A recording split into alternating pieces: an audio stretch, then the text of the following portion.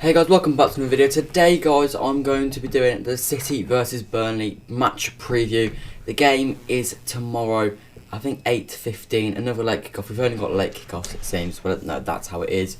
But yeah, today I'm going to be going through the City versus Burnley game, team selection, prediction, form, past meetings, all the lot. We're going to be going through it all, and we're going to be pretty much just talking about what is to come tomorrow at 8:15. Before we get into today's video, make sure to leave a like and subscribe if you're not already. We are pushing that 10k mark, hoping to hit it before the end of the Premier League season, so make sure to subscribe. We're about 270 subscribers off at the moment, so all subscribers are much appreciated. But yeah, let's see if we can hit that 10k mark before the end of the Premier League season. Anyway, without further ado, let's get on into the video. So on paper, tomorrow should be a fairly easy win you'd expect, but it is Burnley and you never know, sometimes they're just difficult to score past and it could be a dull 0-0 draw.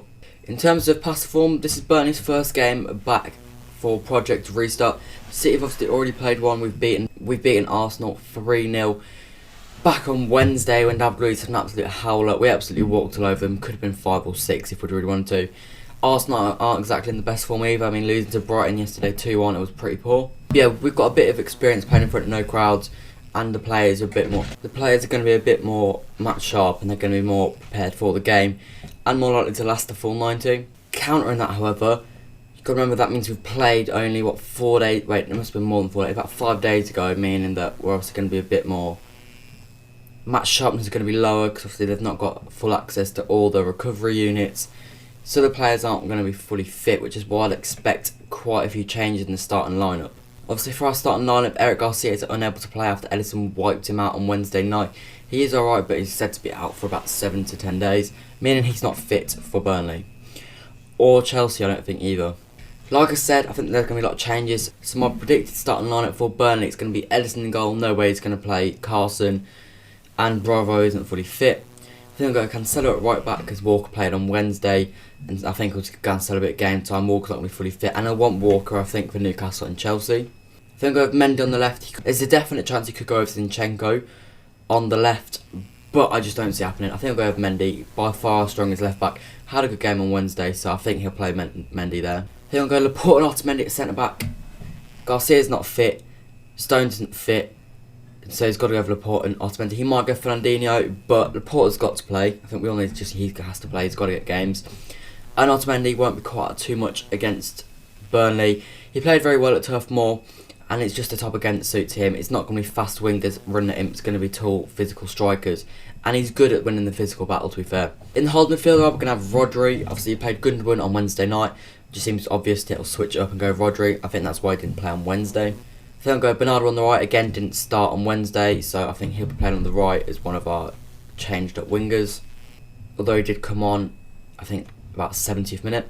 I think we're going to see the return of Leroy on the left. Obviously, the news came out this week that he was leaving. I'm going to have a video on that on Monday. I just think I'll play him. He's going to rest Sterling. Sterling's going to probably play against Chelsea and Newcastle as well. It seems logical to give him a bit of game time, although there's a good chance he might just be a bench player and come on for Sterling around the 60th minute. But I'm confident we will see Leroy play against Burnley. In the middle, I think I'll go Kevin Foden. Foden almost certainly going to play because he didn't play on Wednesday, came on, scored a goal, looked energetic. It just seems logical, switching it up, give Foden some game time. And I've gone with Kev because Kev's just Kev, and I just think he's crucial to be playing as many games as possible. But again, most likely going to get subbed off. I think that's why I got subbed off against Arsenal, so that they'd be prepared to play tomorrow. And then finally, to end off the squad, I think it's obvious he's going to go with Aguero. He played Jesus on Wednesday, so it just seems logical to switch it up today. Now moving on, score prediction, I've got a 4-1 win. I think it's going to be comfortable. I think a first half goal is crucial. If we don't get a first half goal, I think it's likely they'll hold on to the game for dear life, and most likely be able to snatch something from the game. I've gone with a 4-1. We looked good against Arsenal. We looked like we were creating chances, which is important. We put quite a few away, we put 3 away, so you can't complain about that. But yeah, like I said, it's all about getting the early goal. If we get an early goal, we'll open them up and they will be there for the taking. If not, Burnley are good at holding on to a 0-0. In terms of goal scorers, I think we'll go 1 up for an Aguero goal. I think Kev will score.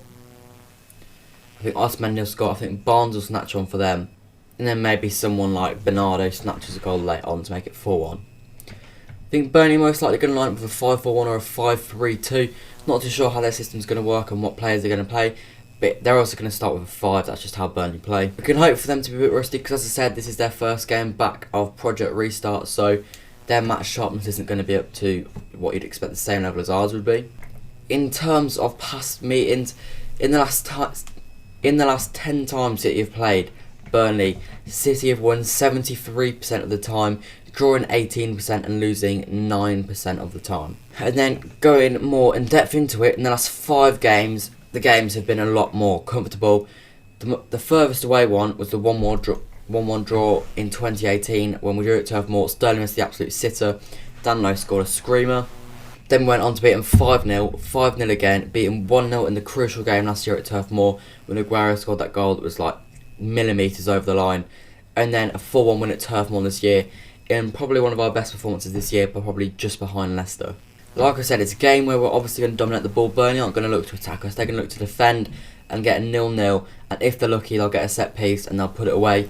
They're not going to score more than 1, 2 at a massive push, but I think it's highly unlikely. And in that domination of the ball, we need to be effective with the ball. When we get chances, we need to put them away, because to begin with they're going to be few and far between.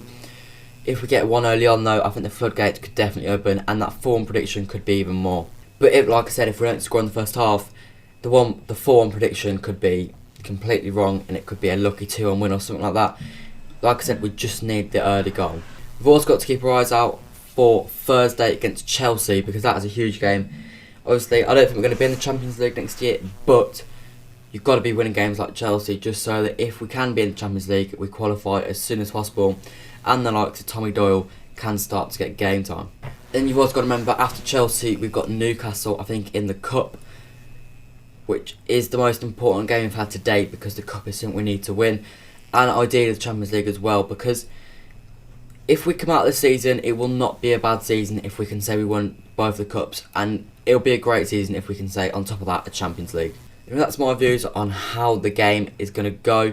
Leave your score predictions in the comments. I will be doing a live watch along for the game, so make sure to check that out. Subscribe and turn the notification bell on so you'll know the second I am live streaming. Later today, in like 45 minutes after this video goes up, I'm also going to be live streaming the Merseyside derby, so make sure to check that out. But yeah, like I said at the start of the video, subscribe and like the video if you haven't already. We're aiming for 10k as soon as possible, but definitely before the end of the Premier League season. And that is all for me today. I will see you guys later. Goodbye.